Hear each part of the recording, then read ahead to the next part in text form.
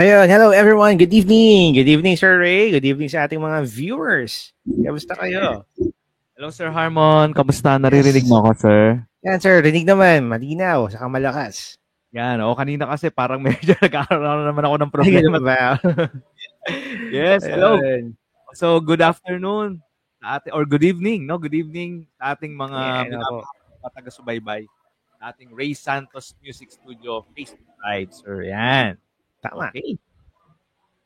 So, So, yan. Ang topic nga natin ngayon ay about sa choral conducting. Yan. Very interesting. Yan. yan. So siguro, sir, no? Halos ano, no? Na-discuss na natin lahat, no? Choral conducting and sight singing na lang siguro yung Yung hindi pa. yan. Opo. So, yung choral conducting natin is ino-offer din natin siya, Sir Harmon, sa ating ano, no, sa ating online, no? Tama. Online Tama po. offer.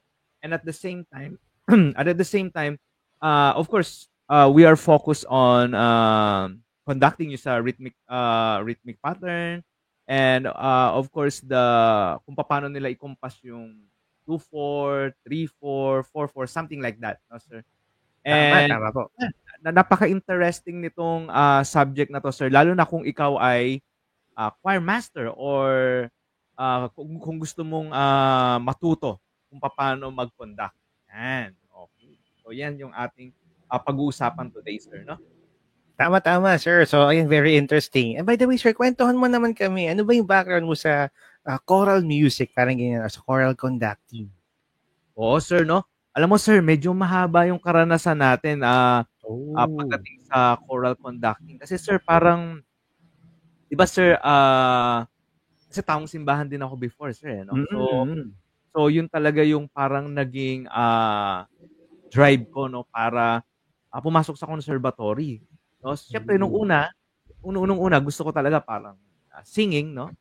Maganda kasi ang singing, sir, eh, kasi parang noon 'pag nakakarinig ako ng magagaling kumanta, parang bilib na bilib ako, sir, eh. Okay, opo. Oo. Yan. And then pagpasok ko sa conservatory, ayun, 'di ba, nung una akong maka-attend nung chorus class, alam natin 'yan, sir, no? Lahat tayo may chorus class. Opo, tama, tama. Oo. Alam mo ba yun, sir, yung unang tingin ko sa conductor, parang feeling ko ano, parang napaka-intelligent. Ay, oo. Oo nga, may ganun nga ang Parang dating. parang gano'n yung unang tingin ko sa ano, sa conductor, sir. Parang sobrang intelihente, tapos magshe-share siya Oo. about sa piece, sa history ng piece. Oo nga, may ganun nga conductor. So, nga po. Oo, may ganun, sir. Tapos bukod dun, sir, 'pag yung halimbawa may ituturo siyang passage na kung papaano yung attack dun sa ano na yon, sa kumbaga sa motif na yon, or sa passage na yun nga, or sa praise yon, sa praise na yon, ah, parang talagang, wow, ang galing talaga nung conductor. Kaya parang Oo. na-inspired ako maging conductor, kaya sabi ko, Wow, opo. eh, gusto ko magkaroon ng choir, sabi ko gano'n. Tapos ang gagawin ko, eh, di siyempre nung una, sir, 'no, nung nagka-choir-choir ka pa, na parang feeling mo gusto mo ikaw yung mag-conduct, 'no, sir, 'no. So, Tama po. imagine yung conductor mo na, "'Di ba ganito yung ginagawa ni sir, oh, ganito yung ginagawa ni ma'am, oh." Oo, yun. Kaya natutuwa ako nun, sir, na sabi ko, "Sige, magiging conductor din ako." And then yun, sir, from there, ah, naging conductor ako. Naalala ko, sir, nung first na kumumpas ako sa choir, sir, yun yung ano, when I was in Alabang, no, na nasa Alabang ako nun. Okay, opo. Hawak ako ng choir noon na ano sila, Himig ng Puso Choir, yun yung pangalan ng choir nila. Oo, and then ano 'to, sir, parang all female 'to, no, all. Nice. Okay, opo. So, and from there, ayun, sir, kung sino-sino na yung nahawakan kong mga choir. Tapos tinatawag na rin ako sa mga company choir na turuan mo yung choir namin. Tapos meron din church choir na halimbawa magpe-perform sila sa isang special na occasion or may concert sila. Ayun, sir, medyo kumbaga natatawag tayo na, "Sige nga, turuan mo kami," gano'n. And then I am the conductor, no, kino-conduct ko sila. So Yes, opo. so from there, ang ganda, very inspiring, and you know what, sir, napakaganda kasi lagi kong sinasabi dati nung nagko-conduct kami ng mga choral seminar, lagi kong sinasabi na yung conductor is like parang siya yung the brain of the group. Siya yung brain choir, siya yung brain ng orchestra. Kasi ano ah, siya magbibigay ng instruction kung anong gusto niyang patunog, ano yung gusto niyang mangyari dun sa piyesa. Siya talaga yung icon dun. So, very, very important and yeah, it's so nice. No? It's so nice. Yes, tama. Napaka-interesting ng kwento niyo, sir. And by the way, welcome po kay Sir Ryan Fortissimo. Isang magaling din siya na choir conductor. Sir Ryan, Talaga, welcome sa live stream. Yes, so may handle din siyang choir. Ayan, di ba? nag-handle din si Sir Ryan ng Yes, choir. opo. Ayan. Oh, wow. Sa ano, I think sa Cavite, no? Cavite Sa siya. Cavite, opo, sa Imus. Ayan. And uy, Close. welcome din po kay Sir Michael na also a choir master din. Sabi niya, hello po Sir Ray and Sir Harmon. Ayan. Si Michael na nag-handle siya ng choir. And siguro ngayon, sa future, mag-handle din siya ng orchestra. Kasi nga siya ng orchestration sa atin. Ayan. Ayan. Hello po sa ating viewers. Good evening. So, ayun sir. So, kasi sa kwento niyo, mukhang napakalawak naman ng, kumbaga, responsibilidad ng conductor. Kasi syempre, pag yung mga tao nakakita sa conductor, ang unang papasok sa isipan nila, ay kukumpas ng kukumpas. Yun lang ba yung responsibilidad ng conductor? I guess hindi naman kasi base sa kwento nyo, parang ang dami. So, una sabi nyo, yung conductor parang dapat alam niya yung pyesa. So, parang nagbibigay siya ng trivia. Alam niya kung anong passage yung madali, anong passage yung mahirap. Tapos yun yung tututukan, yun yung bibigyang pansin, parang ganyan, para mas mapolish kumbaga yung pyesa. Ayan. Yes, tama. So, para sa ating mga beginner po na nanonood dito, syempre, yung iba hindi pa nila alam yung mga terminologies, yung mga ganyan. So, for example, yung mga terms na sopranos, altos, tenors, and bass, or yung mga range ng voices, paano po ba pinipili yun? Parang yun po ba ay sa range ba nung member? Or sa timbre ba nila yun? Or paano ba yun? O kailangan mag-audition muna bago sumali ng choir? Para ganyan. Alam mo sir, ano rin kanya-kanya rin tayo, no sir, no? Pero ako kasi sir, lagi kong timbre versus the range. Lagi yung timbre kasi talaga lagi yung aking tinitingnan. Opo. Rather than the range, no? Kasi meron kasing mga, for example, let's have for example tenor. Kasi ang tenor kasi ano, no? Ang timbre niya talaga medyo manipis, no? Yan ang tenor. Ang bass naman medyo malaki yung boses. Tama. Opo. Now, the thing is that dito nako-confuse ang lahat. Kapag nagbase ka sa range, ang nangyayari kasi merong bass na mataas ang boses, ha? Boses niya, pero mataas, no? So doon pa lang medyo mako-confuse ka na kasi parang di dapat ilagay ko siya sa tenor kasi mataas yung boses niya. So, walang mako-confuse. So dapat mas bigyan natin ng din yung timbre niya. Kasi bakit? Kapag gano'n na kasi ang ginawa natin, halimbawa dahil mataas yung boses niya, sige, lagay kita sa tenor kahit medyo malaki yung boses mo. The thing is, hihiwalay siya doon sa tenor eh. Pag nagsabay-sabay na yung tenor, hihiwalay yung tunog niya eh. So kailangan medyo mas sensitive din tayo doon sa mga bagay na yon.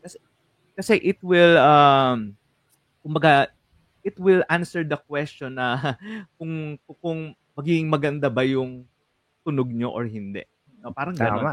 Tama po. So, very important, very crucial. The same with soprano and alto, Sir Harmon, no? So, merong mga alto rin na matataas ang boses. So, dapat mas i-consider natin yung timbre ng boses rather than dun sa range.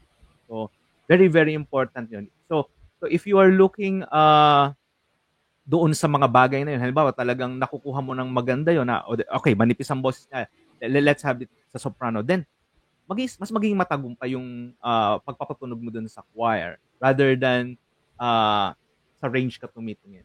Now, the next question is, so sir, paano yung matataas na pyesa? Halimbawa kung ang makakaabot lang nun is yung, halimbawa meron akong isang alto na naaabot niya yung high pitch na yun, no? Okay, good question yan. Opo. Walang nakakaabot, no? So, paano ang gagawin ko dun? So, ayan, yung laging sinasabi nga ni Sir Harmon sa akin, natutunan ko kay Sir Harmon din to sa pag-aareglo. Sinasabi sa akin is, ibabagay natin yung areglo doon sa mga materials natin. So, halimbawa, paano natin ay umaabot lang ng high F or high F sharp, edi, babaan natin yung pyesa, i-adjust natin. Oo. Alam mo ba, sir, ang isa sa mga mali ko dati nung ako'y choir master, pinipilit ko yung areglo nung na nasa piyesa doon Mm. sa grupo ko. Which is, Mm. nung una siyempre gusto mo laging yun ang masunod, eh, 'di ba? Parang Oo, bata. gano'n nga, oo. Kung nasa Kaya nila piyesa yan. dapat sundin. Oo. Oo, kaya nila yan. Pero mali pala yun, sir. Kailangan pala yung mas nag-a-adjust tayo dun sa grupo natin or dun sa singer natin. Kasi sila yung gagawa nun, eh. So, that is very, very important. And natutunan ko rin yung kay Sir Harmon. Kasi ngayon nag-aareglo na rin ako ng ano eh. Before, ang areglo ko SATB, no?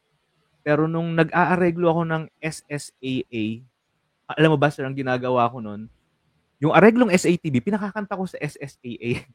Oh, okay, oo. Nagwo-work siya, pero hindi siya ganun kapulido talaga na para Mm, sasabihin mm. this work is for SSAA. Talagang makikita mo na minsan natatakloban yung melody, Yes, gano'n tayo. opo, may gano'n nga. Yung soprano 1 ang taas-taas na kasi sila yung kumukuha ng tenor, eh. So, ang taas-taas na natatakloban na sila. So, gano'n yung nangyayari. Yan. So, yun yung aking experience sa mga ganyang bagay do sa voicing. Maganda yun. Very ano yan, sir. Kumbaga, interesting. Saka, kumbaga, ano siya, eye-opener. Lalo na sa ating mga beginner na, alam mo, nag-handle ng choir, mga ganyan. By the way, batiin po natin si Ma'am Chari, saka si Michelle, nandito siya, si Mitch.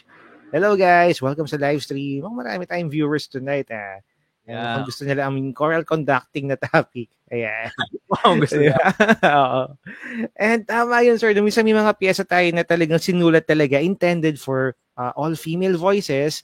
Tapos pagka pinakanta natin sa mixed choir, like SATB, syempre dahil yung male section, yung tunog nila somehow parang octave lower.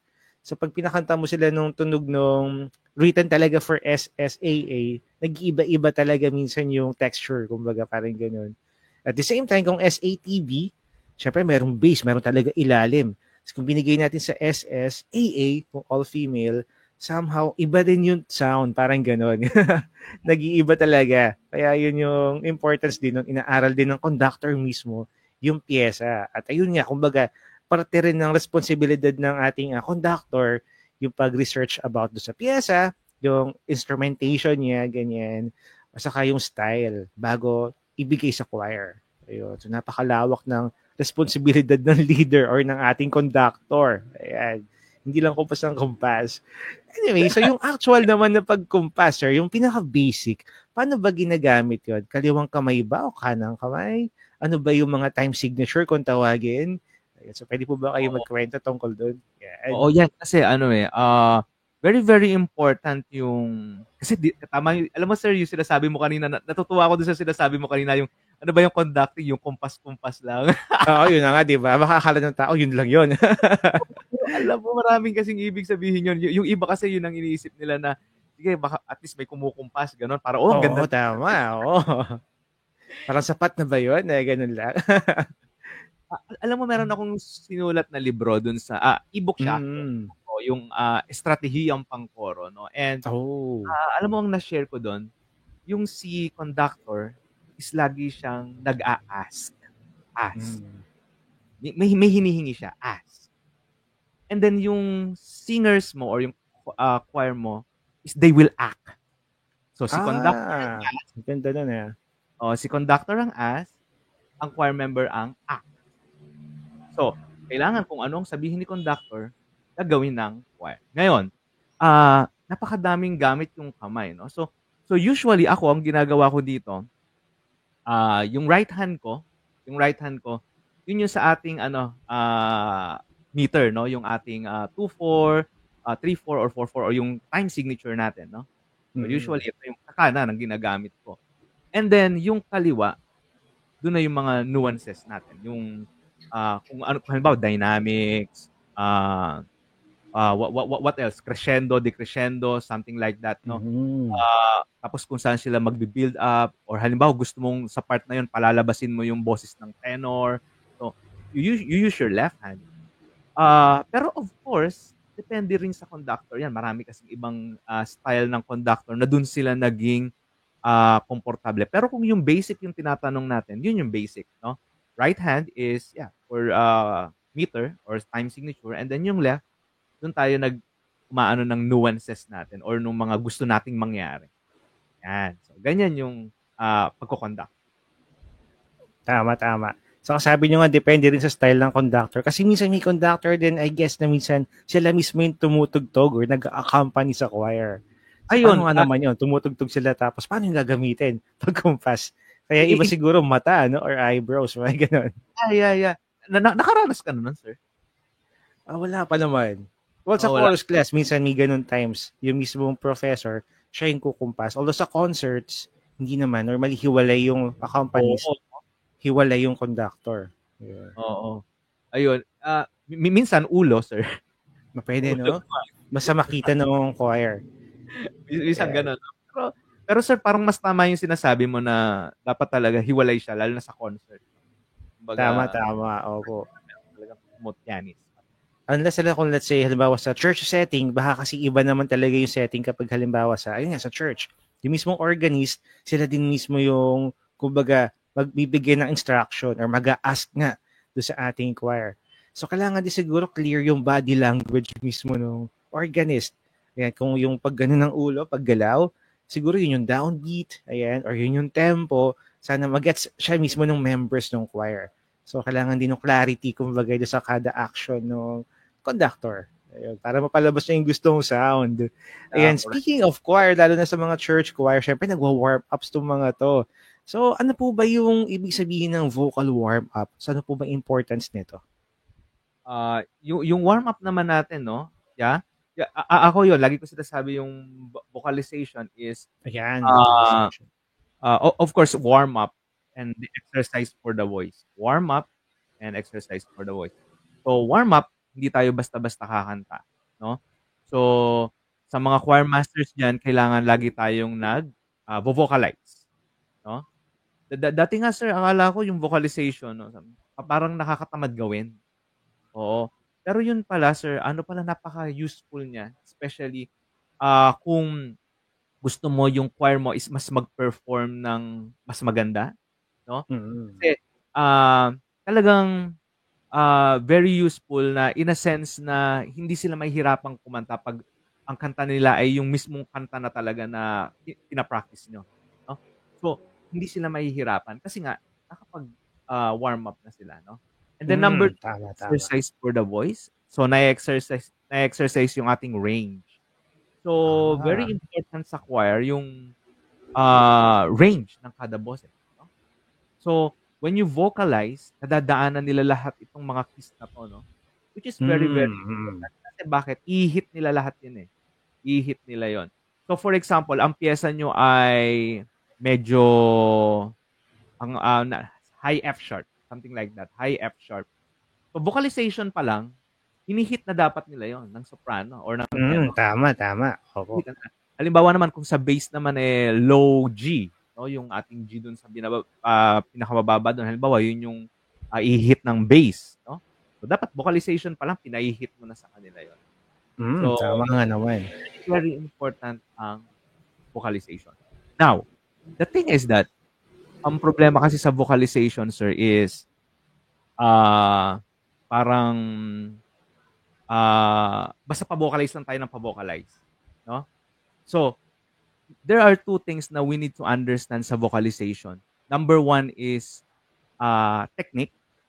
So, ano ba yung technique na dine-develop ng particular vocalization?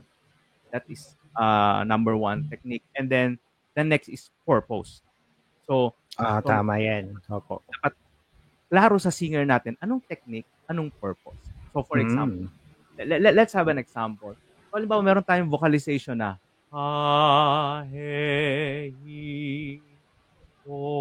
something like that. Of course, the purpose of the vocalization is very obvious. Of course, gusto natin pagandahin yung vowel. Tama. Vowels is very important. Dahil sa pagkanta natin, sabi ko nga, dyan lumalabas yung beauty, yung boses. Yes, correct. Opo. Very, very important. Now, that is the purpose. Kailangan mapaganda natin yung vowels natin. That's why we do the Now, the technique is what? Of course, we need to move here. No? We move our lips, we move our jaw, no? And we move our muscle, no? para mas relax. So that is the technique. So there are two things, technique and purpose. So we need to explain that to our singers. So hindi lang basta sige, vocalize kayo. So hindi lang ganoon. Kailangan paliwanag natin sa kanila to para mas maintindihan nila. Another one is the ito paborito kong vocalization, sir, yung Miya mo, Miya nice. mo. Mm. So very very important din. Again, yung technique natin is to move this. Miya mo. Vocalization kasi is a habit forming. So the more na lagi natin ginagawa yung technique natin, no? It will become a habit. And it will be maganda yan. Tama. And if it is a habit, it's so powerful, di ba? So powerful when you have a habit. Kasi automatic yun eh. You will not think about it. Diba? Tama po. Very, very important. So again, you're moving your lips, you're moving your jaw. That's the purpose. And then, the next one is the placement. Miya, mi. Now, mapapansin nyo, no, nag-iba yung vowels. Una is mi, then ya, and then mi. Nag-iba. The thing is that we need to maintain that. We need to maintain the placement kahit iba-iba yung vowels. Miya, mi. Same. So that is the purpose of that vocalization. So, kailangan may paliwanag mo lahat yun, no? Before you do that, no? So, malinaw sa singers mo na yun ang dapat. Yan. Yun lang naman yun. Good point yun, sir. Lalo sinabi nyo kanina na pag naging habit siya, automatic na doon sa tao eh. Automatic na sa singers natin. Kumbaga parte na siya ng routine nila. Parang ganun. Correct. Kaya natural na. Yun. So mukhang, ayan, yung ating mga viewers excited na mag-enroll kasi dito pa lang, busog din sila sa vocalization tips eh. So, di ba, pag nag-enroll sila sa ating conducting lesson, ayan, conducting class, di ba? Ako ba magtuturo? Oo, pwede naman, sir. Oh. Ayan, ako. So, since master na master nyo yan eh, kaya, ayan. Di ba? Si Sir Ray ay talagang master talaga niya ang choral music. Ayan. Mga pasikot-sikot siya. May mga arrangements siya. May hinahawakan din siyang choir. Hina-handle na choir. Actually, may recording nga din si Sir Ray. Tama ba, Sir Ray? May album din kayo, di ba? Yeah. Oo. I-plug natin. Ayan. Kaya yun nga lang, sir. Talagang more on, sir. Ano ba ta? Treble choir, no? Or, female group. Ayun. Tama. Kapasama sa female group. But, so, yun talaga siguro, yun talaga yung aking female group. Opo, yun. Ayan, nice. So, ayun, sir. So, dahil na-discuss natin yung mga vocalization, yung mga ganyan, kung ano ba yung klase ng mga boses sa choir, ito naman yung pinakatanong siguro ng kalimitan sa mga choir master. Diba? Marunong nang kumanta yung choir nila sa tono naman, pero as a group, as a choir, paano ba pakakapitin yung mga boses nila? May technique ba doon? Parte pa rin ba yun ng kumbaga role ng conductor? Yeah, oo. Siyempre, pa rin natin yan. Alam mo talagang sir, no, yung advantage ng at least hindi naman voice major, kumbaga knowledgeable ka lang sa boses kapag ikaw ay choral conductor or choir master. So maganda na kahit paano meron kang voice lesson kasi para mas opo. yung nangyayari sa voice and then sa technique, no? Very very important. But there are two things, no? Marami actually factor, pero two things na lang, sir, kasi para mabilis lang tayo, no? Number one is volume. Number two is the timbre. No? Actually, may number three pa, no? Yung vowels nga natin, no? Yung vowel. But anyway, pabilisin na lang natin. Dalawa na lang. So, the number one, kanina yung pinag-usapan natin, timbre. So, kailangan ang tenor, pantay-pantay sila ng timbre. Walang makapal. Okay, tama. Soprano, ganun din, dapat manipis. Walang makapal na boses sa kanila. Sa bass din, ganun, at saka sa alto. Lahat naman sila makakapal naman. Bass, kailangan makapal ang boses. Alto, dapat makapal. Makapal din ang boses. So kapag ganito, meron ka ng isang, kumbaga, isa lang yung timbre mo. Walang hihiwalay. So, pag pinakanta mo yung tenor, lahat sila manipis, no? Ang feeling nun, parang nakalutang lang silang ganyan. That must be the feeling. Meron akong isang librong nabasa, sabi nila, or sabi ng author, is dapat yung tunog ng tenor is like parang icing lang, or yung icing na nasa cake na parang nakalutang lang na parang ano lang siya, nasa taas lang siya, nakalutang. Which is tama, no? Maganda yung tunog kung gano'n lang. Nandun lang siya sa taas. So pag pinakanta mo naman yung bass, gano'n din. Nasa isang ano lang sila, lahat sila makakapal, no? Makakapal ang boses. So, timbre.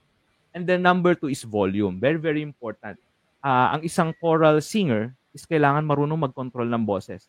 So, very different siya, sir, when it comes to solo singing or choral singing. Magkaiba yung dalawang yun, no?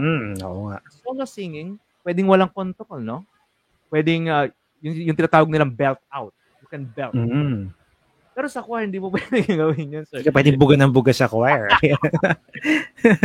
Yeah. Pangingibabaw yung isang boses. Parang gano'n. So, you must know how to control. Now, meron akong isang laging sinasabing technique, no? Para magpantay-pantay yung ating boses. So, halimbawa, kumanta kayo, no? Dalawang tao kayo, yung co-tenor mo or yung co-bass mo, no? So, pag kumanta kayo, kailangan naririnig mo yung boses niya at naririnig mo yung boses mo. Kapag gano'n, good point yan. Kapag gano'n, naririnig mo siya, naririnig mo rin yung sarili mo, ibig sabihin pantay kayo nun. Pero kapag sarili mo lang ang naririnig mo, ibig sabihin malakas ka. Pero kung ang naririnig mo lang ay yung katabi mo at hindi mo naman naririnig yung boses mo, malakas yung katabi mo, mahina ka. So, dapat ipantay mo. So, kailangan parehas kayong naririnig o parehas mong naririnig yung boses mo at boses mo. Yan. Parang love life yan. No? Yan. Yung karelasyon mo, di ba, Sir Harmon? Hindi. Tama. So, tumaas yung viewers, dumami. Ayan, love life. Oo, naging ganun. Naging ganun yung topic ng live, no? Yung pampataas ng viewers, yung mga love. Anyway, ayan. So, next topic naman, paano halimbawa yung mga piyesa? Ito po ba aaralin kalimitan as a conductor? Pagpapaaral ka ba ng measure 1 hanggang dun sa dulo para may consistency, kumbaga, or may pacing? Or unahin ba dapat muna yung difficult part tapos sa dulo na yung easy part? Ano po ba yung, kumbaga, ideal na technique? Oo. Alam mo, sir, no, iba-iba ang ng conductor, no? Iba-iba ang kumbaga ang preference nila, no, sir, no? Pero meron nga akong kilalang conductor, sir, ganyan. Gusto unahin muna yung mahirap. May ganyan. Tapos yung iba naman, katulad ko, ako ang strategy ko, talagang sisimula tayo. Sisimula hanggang sa matapos tayo. Ngayon, kung gusto nyo, unti-unti lang. Meron ding technique na kaganon kasi unti-unti lang eh. Ako kasi usually, halimbawa, first stanza lang for today. Lalo na kung mahirap yung pyesa. Mahirap nga, pwede. O kaya, first stanza and then chorus. Ganon. Kung mahirap, no? O, ganon lang. Pero, depende yan sa conductor talaga. Pero, sabi ko nga sa inyo, kung saan kayo mas komportable, pwede yun. Halimbawa, mahirap mo na ang gusto mo. Mahirap. Go. Pero alam mo, sir, may share ko lang, no, sir, no? Sige po. Meron na, usually, pag na-invite ako sa company na magturo ng choir nila, sir, no? Ang nangyayari, sir, no? Talagang, hindi ba nga singer yun? Oo nga naman. Talagang turuan nun, sir. May sintonado doon. Merong ang boses doon ay ibang-iba talaga, no? Kaya ang hirap. Pagtsatsagaan mo yun kasi, yun wala ka ng ibang materials doon. Sila lang talaga. So, pag mga ganon, sir, talagang, alam nyo yun, yung pagtuturo ko, talagang, unti-unti, talagang, halimbawa, naturuan ko na yung 4 na boses, no? Ano lang yun, kung maaari nga, first stanza lang kami doon sa session na yun, okay na yun. Tapos, next session, no, dadagdagan natin, review, tapos dagdagan natin. So, ang hirap, sir. Kaya, kung ang tanong ay ganon, sir, depende rin siguro sa singer, no? Depende rin sa singer. Oo. Pero kung magagaling ang mga singer mo, sir, go. Go yun, sir. Oo nga, no? Kahit gano'ng kadami, okay lang. Kaya, experience. Go tayo dyan. Ayun, tama. So anyway, sir, so halos na-discuss naman natin halos lahat. Ay wait, meron pala tayong mga ano dito, comments. Yeah, may comments si Michael. Sabi niya, about sa conducting daw kanina sa left hand and right hand. Sabi niya, ay guilty po ako dyan. Left hand ko po nasa keyboard. So ibig sabihin, left hand yung pinangko-chords niya or pinatutugtog, tapos yung right hand, kumpas-kumpas. Grabe, no? Multitasking. And sabi naman niya, nag-share din siya, sabi niya, technique po namin ay ganito. Kung may harmony, altos and sopranos, tapos tenors and basses, then tutti. Ayan. Pero yung unison, laging hinuhuli ko po. So ganun naman yung technique ni Sir Michael. So yung mga may harmony, yun muna yung inuuna. Ayan. Ano na to, sir? Medyo matagal na tong ano to, si Sir Michael, matagal ng conductor siguro siya, no, sir? Kaya siguro alam na rin niya yung mga pasikot-sikot sa mga ganyan. Kung paano i-handle yung choir. Ayan. So anyway, halimbawa naman po yung setting natin ay choral competition or choral concerts naman. Siyempre, iba yung setting nun kumpara sa kanta tayo sa church, mga ganyan. Ano naman kaya yung mga preparation na dapat gawin ng conductor sa kanong mga members kapag yun nga, may concert or may competition? Alam mo, sir, talagang yan ang mahirap. Competition at saka concert. Talagang, kumbaga, bugbugan ng choir. Oo, yun na nga. Practice hanggang ano yan. Pero alam mo, sir, the best preparation talaga, sir, is dapat magmula sa conductor. Kailangan may game plan na talaga ang conductor. Alam mo, sir, ang isa sa mga pagkakamali ko lagi is hindi ko pinag-aralan yung pyesa. Before, nung bago-bago pa lang akong conductor, sir, ang ginagawa ko, sinasabayan kong mag-aral yung mga singer ko. So, habang tinuturo ko yung pyesa, sabay na rin yun, inaaral ko na rin siya. Opo. Which is very wrong. Mga conductors. So, choir masters dapat, before kayo humarap sa mga singers nyo, alam nyo na yung pyesa. Alam nyo na yung game plan nyo. Kasi, ano yun tawag dito, paano ka magtuturo or paano maibibigay sa kanila yung gusto mo mangyari kung ikaw mismo hindi mo pa rin alam yung pyesa or yung gagawin mo. So kailangan, ito suggestion ko lang So kung may pyesa diyan, halimbawa competition piece, dapat yung soprano, alto, tenor, bass, dapat alam mo na yung tono niya, tenor, choir master, alam mo na yung tono ng apat na boses. Kung hindi mo man alam yung tono nila, at least narinig mo man lang. Narinig mo na ito yung tono nila. Yan, dapat alam mo yun. Bakit? Bakit dapat mong alam yun? Kasi paano pag may nagkamali? Hindi mo alam kung sino nagkamali. Hindi mo naman kasi malalaman na may mali kung hindi mo alam yung tamang tono. No? So, very, very important na alam mo yung tono ng apat na boses. Competition yan, Tapos, ang isa pa dyan is dynamics, expression. Expression, very important. Wow, Sir Harmon, yes, oo nga. Expression, very important. Alam mo, sa competition ng choral, minsan hindi lang nila tinitignan kung tumutunog kayo or nagbe-blend kayo. Tinitignan din nila, may expression ba yung singing nyo? Hindi lang ba kayo Opo. nagbe-blend? Kumbaga, parang, ayun, may lumalakas, may humihina, something like that. So, expression is very important. And, so ganun ang preparation. And then, ang isa pang maganda dito is yung discipline naman ng mga members. Kung gusto nyo competition, no? So, choir master, ganun yung gawin mo. Tapos, disiplina naman sa mga members. Ang members dapat master nila yung tono nila. Kapag, halimbawa, naituro na ni choir master, dapat the next time, dapat alam mo na. Alam mo, sir, nung panahon namin, talagang tatandaan mo lang yung tono mo. Tandaan mo, memorizein mo. Tapos, pagdating mo sa susunod na practice, re-reviewin mo na lang, alam mo na ulit. Pero ngayon, sir, ang ganda kasi ng panahon ngayon, may cellphone ka, pwede mong i-record, no? Kung hindi ka marunong i-record mo. Tapos, pakinggan mo ng pakinggan sa bahay. Pagdating mo sa next practice, di alam mo na yung tono mo. Di ba? Hindi na mahirap. Correct yun. Ganun yung magagandang gawin. At maling-mali mga choir singers, Wag niyong gagawin na sige, hindi na ako attend ng practice, alam ko naman yung tono ko no. So, iba pa rin yung nagpa-practice kayo ng sabay-sabay. Iba pa rin yung nagpa-practice ng kumbaga naririnig mo kung paano kayo magbe-blend, no? Di lang naman kasi yun ang mahalaga na alam mo yung tono mo. Dapat alam mo yung feel nag-blend kayo yung feel. Something like that. So, very, very important. Yan. So gano'n. Gano'n pag sa mga competition at concert, no, discipline. Choir master dapat nag-aral, ang mga members naman dapat sumusunod, dapat, kumbaga ginagawa rin yung tungkulin nila. Yan. Tama, big point po yan, discipline. Anyway, sir, sobrang interesting ng topic natin pero mukhang bitin yung oras. Baka magka-part 2 tayo nito. Ayan, very interesting and dami pa nating pwedeng i-discuss. Pero sige sir, one last question, at least for today's live.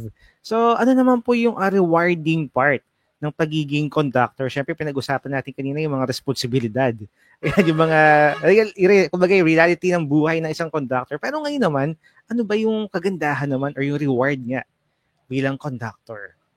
Oo, siyempre 'no. So halimbawa kung dati sa church namin 'no, 'pag sinabi nung halimbawa 'pag may nagsabi sa'yo na, "Ang ganda ng kanta niyo," 'no, o kaya kung sa isang competition naman, nag-champion kayo, 'no. Oh, nice. So ako before nakaranas na rin ako ng mag-champion. Wow, grabe. Wow.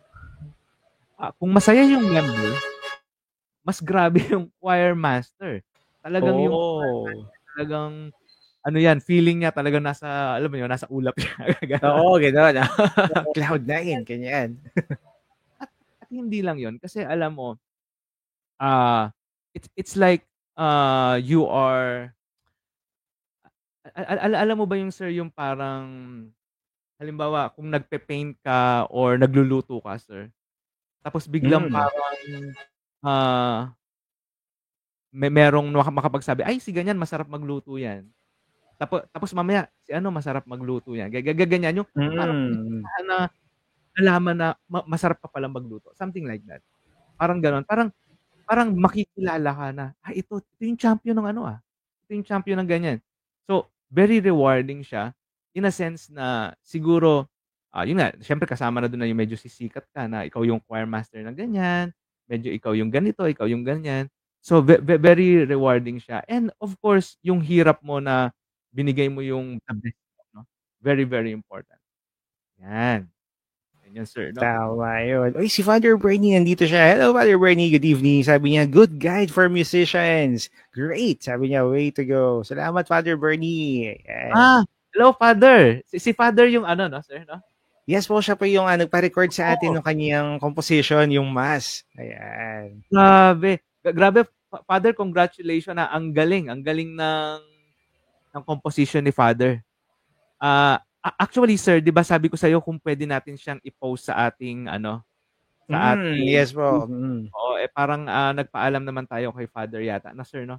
Yes po, So, opo. pero siyempre ang pinost ko dun sa page natin is yung parang excerpt lang nung composition niya, and then Mm. nilagay ko na lang yung YouTube link niya para if Yes, ever. para pakinggan din naman ng tao yung buong version doon sa Yes, YouTube. Yan, channel yes. ni Father Oo. Bernie. Ayan. Yes, pero sobrang galing. Father, congratulations, Sana Yes, opo. tayo balang araw, Father. Oo Oo. nga, sir. Oo nga po, Father. Ayan, kita-kita naman tayo minsan. Ayan. Ano, sir, Anyway, yun. Sige po, sir. alam mo, Go. sir, I love the priest kasi marami kong kaibigang mga priest, eh. Oo nga naman. Oo nga. Lalo na sa yung kumbaga yung work experience nyo saka yung sa choir handling. Syempre, dami-dami na nating mga nakasamang mga priest, mga ganyan. Ayan. Uy, mukhang game si Father Birdie. Sabi niya, go ahead po. O, ayan. Pwede tayo magkita minsan. Ayan. Pwede, Yes. pwede. Ayan, shoutout din po kay Zuver. Ayan, Navaira. Wait, hindi ko sure kung tama yung pronunciation ko. Pero ayun, hello. Welcome sa live stream. Yes, good evening din. Ayan. Isa rin siyang choir master. Mukhang nagustuhan nila yung topic natin, Oo, mukhang bitin yung topic natin, sir. Siguro madami talaga, siguro bilang Pilipino, mahilig tayong kumanta, ganyan. So madami sa ating mga choir members, marami ding choir master. Kaya kumbaga malapit sa puso ng mga Pinoy itong topic natin, choral conducting. Ayan. Mas marami pa tayong simbahan, syempre, Filipino. So madaming mga choirs sa simbahan. Kaya madaming nakaka-relate. So, ayun. Sige, try po natin. Baka naman yung mga viewers, may mga tanong kayo. If ever, i-comment nyo lang po dito sa aming comment section. And then, siguro, next week, pwede natin pag-usapan yan. Kung meron kayong mga request, meron kayong mga tanong, i-discuss natin sa live. And very interesting yan. At kung nagustuhan nyo naman po yung live stream natin, gusto nyo na mas in-depth na yun nga, class about choral conducting, pwede po kayong mag-message kay Sir Ray. Pwede naman kayo mag-enroll sa ating choral conducting class. Ayan. So, ayun. Sabi ko nga, sir, mukhang bitin yung time natin. Ang dami pang topic. Ang dami pang magandang pag-usapan kaso bitin. Pero anyway, kita-kita po ulit tayo next week. Ayan. So, Sir Ray, sige ba kami mga final words kayo bago natin i-end yung ating live stream? Yeah. Maraming salamat sa ating mga viewers. And if you're interested and if you are serious about choral conducting, you can PM us, no? And you can enroll, no? If you're serious, sinasabi ko na marami talaga kayong matututunan dito sa gagawin nating 10 sessions, no? 10 sessions dito, meron tayong beginner, intermediate, and advanced. So, if you're interested sa choral conducting natin and you are zero knowledge, yes, you can enroll. You just PM us. No? Tama. Welcome na welcome po kayo. Ayan. May pahabol na comment si Sir Michael. Sabi niya, mas maganda po ang topic ngayon. Nakakapag-refresh po ako. Yung mga nakakalimutan ko po. Ayan, mukhang sobrang relate si Sir Michael sa choral conducting natin na topic. Ayan. Ayun. Anyway, thank you so much po ulit, guys. Kita-kita po ulit tayo next week. Ayan, sa ating live stream. Ayan. Bye, guys. Have a great week. Thank you, Sir Ray. Thank you, Sir Harmon. Bye-bye.